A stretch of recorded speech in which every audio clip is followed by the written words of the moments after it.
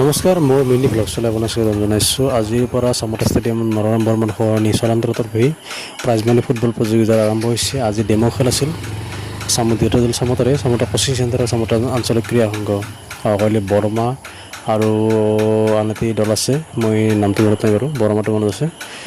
আপোনালোক আহিব। 11 দিনীয়া কাৰ্যসূচীৰে এই খেল আৰম্ভ হৈছে আজিৰ পৰা। আজি 17 আগষ্ট। কাইলৈৰ পৰা টিকট কাটি চাব লাগিব, অৰ্থাৎ গেলাৰী 50 টকা আৰু এনেই 30 টকা।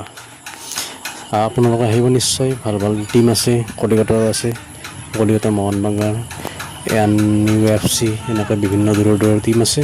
নিশ্চয় আহিব। এইখন নামনি অসমৰ খুব প্ৰাচীন আঞ্চলিক ক্ৰীড়া ষ্টেডিয়াম হয়। এইখন এতিয়া নতুনকৈ বনাই থকা হৈছে। প্ৰায় দ্বিতীয় পৰ্যায়ৰ কাম সমাপ্ত হৈছে। মোটামুটি 3খন গেলাৰী হৈ গ'ল আৰু এখন গেলাৰী হ'ব, যিহেতু ৰাউণ্ড হ'ব, এটা কণী আকৃতিৰ ডিম্বা আকৃতিৰ হ'ব। ইয়াতে আপোনাৰ বিভিন্ন খেল অনুষ্ঠিত কৰা হ'ব। যদি ভিডিঅ'টো ভাল লাগে লাইক, কমেণ্ট, শ্বেয়াৰ, ছাবস্ক্ৰাইব কৰিব।